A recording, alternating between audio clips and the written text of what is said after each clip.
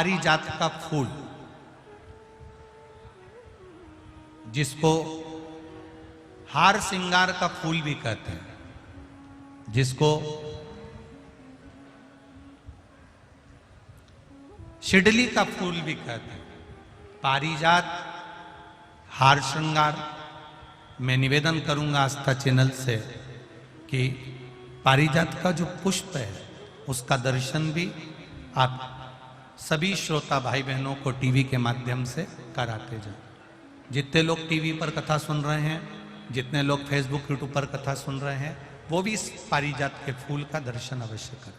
और एलईडियां लगी हुई हैं, उन पर भी आप आराम से पारिजात के फूल का दर्शन कर सकते हैं। पारिजात का पुष्प, हार श्रृंगार का फूल, ऊपर से सफेद, नीचे जो उसकी डंडी होती है वो थोड़ी नारंगी होती है, संतरे के कलर की होती है, नारंगी कलर। महाराज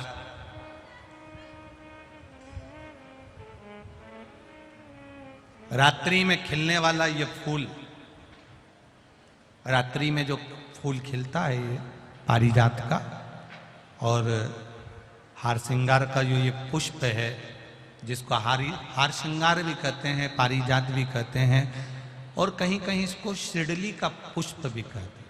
ऊपर से सफेद होता है, नीचे उसकी जो डंडी होती है वो नारंगी कलर की होती है। शिव कथा कर रही है, शिव महापुराण का चरित्र कर रहा है। जिस समय पर संतान की प्राप्ति नहीं होती या किसी कारणवश, किसी कारण से हमारे यहां वंश की वृद्धि नहीं होती, तब देवाधिदेव महादेव की आराधना पारिजात के फूल से करी जाती है। अब उस पुष्प को चढ़ाने का एक तरीका है, जरा ध्यान दीजिएगा। पंच पुष्प शिव महापुराण की कथा आप लोग सुनने के लिए बैठे हो, बड़ी आस लगाकर बैठे हो, उसको समझिए। पारिजात का जो फूल शिव जी को चढ़ता है, भगवान देवाधिदेव महादेव को चढ़ता है, जैसे ये शिवलिंग है, मान लो ये शंकर भगवान का शिवलिंग है, ये जलाधारी है, ये जल नीचे गिरने का स्थान। आप लोगों ने पहले कथा सुनी है ना सबने, आपको सबको मालूम होगा। राइट में गणेश जी का स्थान, लेफ्ट में कार्तिकेय का स्थान, बीच में अशोक सुंदरी की जगह। जहां पर यह शिवलिंग रखा है वो माता पार्वती जी का हस्त कमल, शिवलिंग के रूप में, शंकर भगवान के रूप में यह शिवलिंग है। ऊपर से जो एक एक बूंद जलाधारी नीचे गिरती है वो शंकर भगवान की 5 लड़कियां, जया, विषहरा, शामली बारी, दौतली और देव, ये शंकर जी की 5 बेटियां। वंश वृद्धि के लिए, कार्य सिद्धि के लिए, वैभव प्राप्ति के लिए, या अपने हृदय की सुख समृद्धि के लिए, संतान प्राप्ति के लिए पारिजात, हार श्रृंगार के फूल की शिव जी को आराधना होती है। हार श्रृंगार का जो पुष्प होता है, अशोक सुंदरी वाली जगह पर हम पारिजात के पुष्प को समर्पित करते हैं। उसकी डंडी का जो मुख है वो शिवलिंग की ओर होता है जब हम अपना अशोक सुंदरी पर चढ़ाते हैं, और फूल का मुख इधर होता है। वापिस उसी पारिजात के पुष्प को उठाकर हम माता पार्वती जी के हस्त कमल पर, जो गोल हस्त कमल है, वहां समर्पित करते हैं। उस जगह पर माता पार्वती जी की ओर से जो पुष्प समर्पित किया जाता है, उसकी डंडी पारिजात की हमारी ओर होती है, पुष्प का मुख महादेव की ओर होता है। तीसरी जगह, जब हम पारिजात के पुष्प को अशोक सुंदरी पे से उठाकर जगत जननी के हस्त कमल पर रखते हैं, हस्त कमल पे से उठाकर देवाधिदेव महादेव के शिवलिंग पर रखते हैं, उस समय पर पारिजात के पुष्प की डंडी शिवलिंग के ऊपर होती है और फूल का मुख अपनी ओर होता है। इस जगह पर पारिजात के पुष्प की डंडी के केसर से ही महादेव को त्रिपुंड लगाया जाता है और महादेव से प्रार्थना करी जाती है। अब पारिजात के फूल का केसर कैसे बनाना है वो भी एक बार आप लोग अच्छे से समझे। जैसे मान लो अभी पारिजात का तो फूल यहां पर नहीं है, पर आप टीवी पर दर्शन कर रहे होंगे। पारिजात पुष्प की जो पीछे की डंडी होती है, फूल सफेद और पीछे जो डंडी होती है नारंगी कलर की, केसरिया कलर की, उसको तोड़ लिया जाता है। तोड़कर ऐसी 25-50 फूल की पीछे की डंडी को तोड़कर उसको रख दिया जाता है। उसको धूप में नहीं सुखाते, केवल घर में उसको एक कटोरी में या थाली में रख दो, वो धीरे धीरे सूख जाएगा। सूखने के बाद उसको पीस लो, पीसकर उसका चंदन तैयार हो जाएगा पारिजात फूल की उस डंडी का।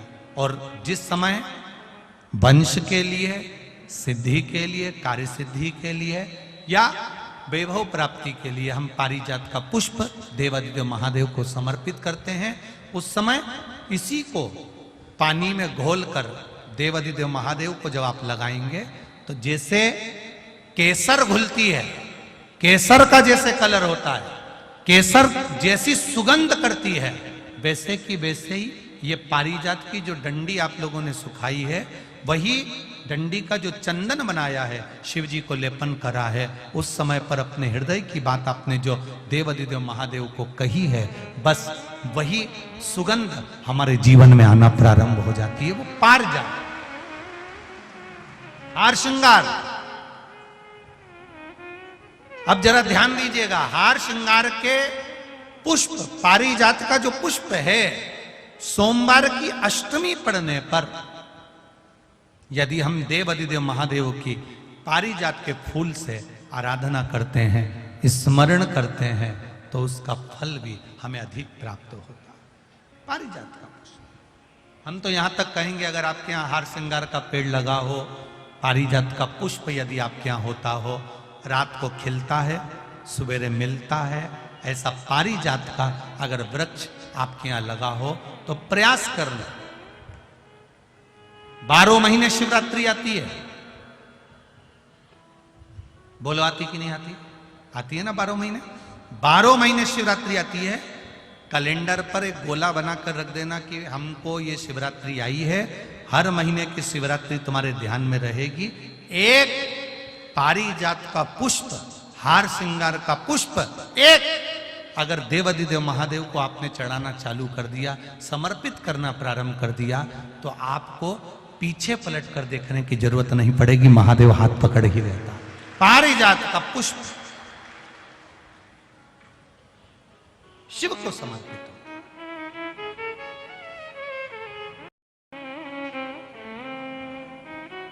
सफेद कलर का पुष्प है, आप टीवी पर दर्शन कर रहे होंगे। केसरिया कलर की, नारंगी कलर की उसकी डंडी है, भगवान शिव को समर्पित पारिजात। जब हम देवादिदेव महादेव को जल समर्पित करते हैं, भगवान शंकर को जब हम जल चढ़ाते हैं, उस समय पर भी भगवान को अगर तुम्हारे पास में थोड़ा सा पारिजात की जो डंडी है सुखाई है, आपने पारिजात फूल के नीचे की जो डंडी है उसको तुमने सुखाकर अगर चंदन बनाया है, तो वो चंदन आप प्रतिदिन भी देवादिदेव महादेव को समर्पित कर सकते हो। पारिजात पुष्प। एक बात और हमारे स्मरण में रहे,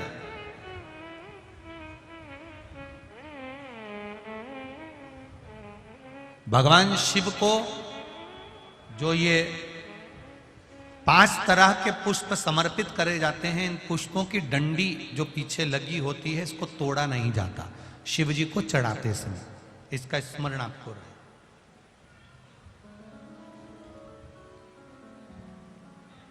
तीन शिवालय ऐसे हैं जहां पर पारिजात के पुष्प को समर्पित कर देने से भगवान शंकर को अगर पारिजात का पुष्प समर्पित किया जाता है तो मनवांछित फल की प्राप्ति होती है। पहला, मां नर्मदा से निकला हुआ कंकर नर्मदेश्वर महादेव। अगर कहीं नर्मदा जी के कंकर से शिवलिंग बना हुआ है तो मां नर्मदा के शिवलिंग पर पारिजात का पुष्प समर्पित होता है। दूसरा, जो शिवालय एकांत में हो, एकांतेश्वर महादेव जो एकांत में बैठे हो, भले ओटले पर बैठे हो, अकेले बैठे हो, एकांत में बैठे हो, वो एकांतेश्वर महादेव पर भी पारिजात का पुष्प समर्पित कर देने से अगर कोई अदालत का कोर्ट केस होता है तो बाबा देवादिदेव महादेव का मात्र पारिजात पुष्प का स्मरण या उसको समर्पित कर देने से भी फल की प्राप्ति होती है। तीसरा, ऐसा शिवालय जो नदी के तट पर हो, सरोवर के तट पर हो, कुंड के तट पर हो, बावड़ी के तट पर हो, कुएं के तट पर हो। आप सब लोग तो ग्रामीण क्षेत्र के निवासी हैं और जितने लोग भी कथा सुन रहे हैं आस्था चैनल पर, फेसबुक, यूट्यूब पर, सबके स्मरण में होगा, पहले हमारे जो पूर्वज होते थे वो कुआं बावड़ी के पास में शंकर जी का शिवलिंग रख देते थे। ध्यान में होगा, जिसको स्मरण में होगा उसको मालूम होगा।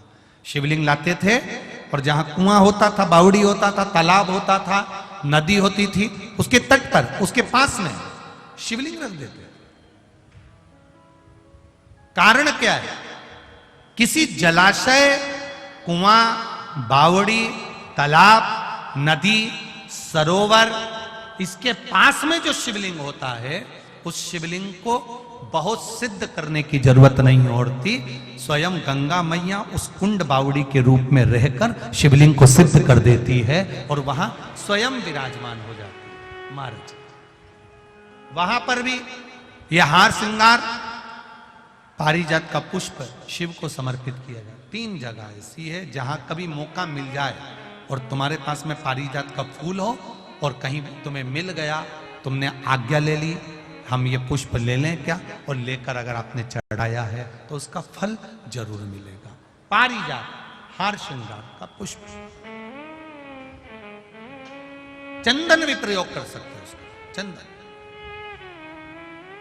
महाराज शिव पुराण कह रहे,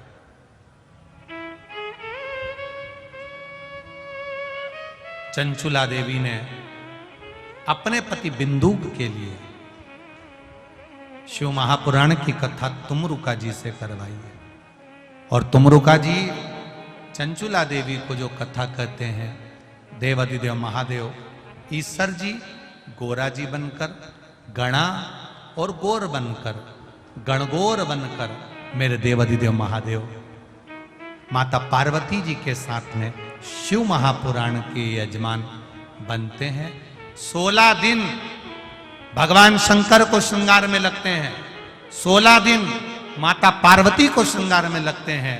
शिव जी को जो 16 दिन लगे वो 16 संस्कार हुए और माता पार्वती को जो 16 दिन लगे वो 16 श्रृंगार हुए।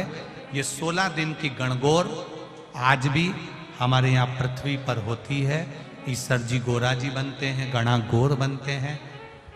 आज गणगौर का पर्व भी है पूरे भारत की भूमि पर। सभी सौभाग्यवती माताओं को गणगौर पर्व की बहुत बहुत बधाई। देवादिदेव महादेव का ये पर्व आपके जीवन को खुशमय बनाए, आनंदमय बनाए।